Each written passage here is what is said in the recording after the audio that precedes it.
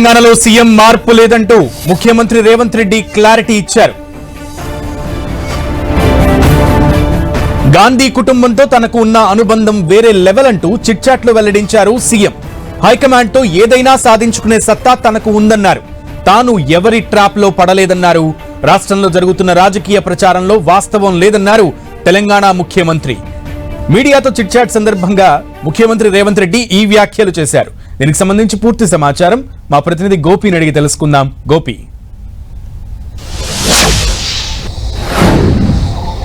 తెలంగాణ ముఖ్యమంత్రి రేవంత్ రెడ్డి ఢిల్లీ పర్యటనలో ఉన్నారు. ఈరోజు ఢిల్లీలో ఇటు తమిళనాడుకు సంబంధించి డిఎంకే పార్టీకి సంబంధించిన నేతల్ని కలిశారు. అలాగే కేంద్ర విదేశాంగ శాఖ మంత్రి ఎస్ జయశంకర్తో సమావేశమై భారత్ సదస్సు ఏప్రిల్ మే నెలల్లో హైదరాబాద్లో జరగబోతోంది. సో ఈ సదస్సుకు సంబంధించి అంతర్జాతీయ సదస్సు కావడంతో కొన్ని అనుమతులు అలాగే కావాల్సిన సహకారం గురించి కేంద్ర విదేశాంగ శాఖ మంత్రి ఎస్ జయశంకర్తో చర్చించడం జరిగింది.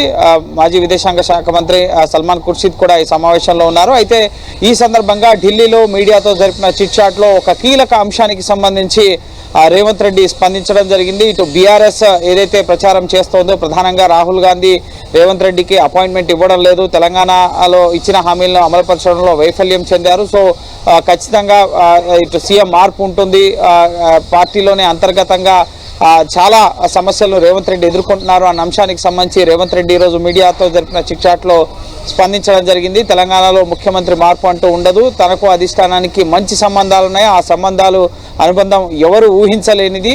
నేను రాహుల్ గాంధీ కుటుంబంతో ఫోటోలు దిగి పంచుకునేవాడిని కాదు. నాతో రాహుల్ గాంధీ అలాగే గాంధీ కుటుంబం ఏ విధంగా ఉంటుందో నాకు మాత్రమే తెలుసు.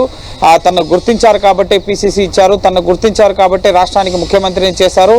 ఇటు కేంద్రం నుంచి అంటే అధిష్టానం నుంచి ఏఐసిసి అధిష్టానం నుంచి ఏదైనా సరే తాను సాధించుకోగలను, ఆ స్వేచ్ఛను నాకు అధిష్టానం ఇవ్వడం జరిగింది. అలాగే పార్టీ పైన ప్రభుత్వం పైన కూడా సమగ్ర పట్టు ఉంది. ఇచ్చిన హామీలను అమలు చేసేందుకు అలాగే ప్రజలకు ఇచ్చిన హామీల్ని అమలు చేసేందుకు శాయశక్తులా ప్రయత్నిస్తున్నాను. ఎవరి ట్రాప్లను ఇటు బీఆర్ఎస్ చేస్తున్న ప్రచార ట్రాప్లో కానీ కాంగ్రెస్ నేతలు మధ్యలో ఉన్న ఆందోళనలో కానీ ఎటువంటి ట్రాప్లో కూడా నేను పడను.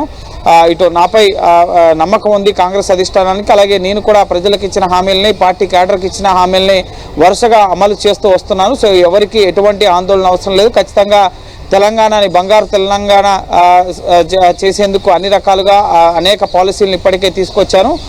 సో ఖచ్చితంగా ఇచ్చిన హామీల్ని అలాగే అన్నింటినీ కూడా నెరవేరుస్తామన్న ధీమానైతే రేవంత్ రెడ్డి వ్యక్తం చేస్తున్నారు. ఈరోజు ప్రధానంగా ఏప్రిల్ మే నెలల్లో ఇటు హైదరాబాద్ వేదికగా ప్రధానంగా ఇటు మిస్ వరల్డ్ అలాగే గ్లోబల్ డీప్ టెక్ సదస్సు అలాగే భారత్ సమ్మిట్, యానిమేషన్, గేమింగ్ అలాగే విఎఫ్ఎక్స్ తో పాటుగా వినోద పరిశ్రమల్లో తెలంగాణలో ముఖ్యంగా పెట్టుబడులకి విదేశీ సంస్థలు 60 దేశాలకు సంబంధించిన ప్రతినిధులు ఈ భారత్ సమ్మిట్ కు హాజరు కాబోతున్నారు. సో వీసా అలాగే ఇతర ప్రాసెసెస్ అనేవి ఉంటాయి కాబట్టి అంతర్జాతీయ సదస్సు రాజకీయపరమైన ప్రముఖులు కూడా వస్తారు కాబట్టి దీనికి కేంద్ర ప్రభుత్వం విదేశాంగ శాఖ సహకారం కూడా అవసరం కాబట్టి విదేశాంగ శాఖ మంత్రి జయశంకర్ తో సమావేశం ఈ అంశాలపైన చర్చించడం జరిగింది. ఇప్పుడు 7 గంటలకి ఆయన ఢిల్లీ పర్యటన ముగించుకొని హైదరాబాద్ బయలుదేరి రాబోతున్నారు. సో ఓవరాల్ గా ఢిల్లీ పర్యటనలో ఇటు డిఎంకే సంబంధించిన ప్రతినిధులతో పాటుగా విదేశాంగ శాఖ మంత్రితో చర్చలు జరిపారు. అలాగే పొలిటికల్ గా కూడా చాలా కీ కామెంట్స్ ని రేవంత్ రెడ్డి చేయడం జరిగింది. ఓకే గోపి.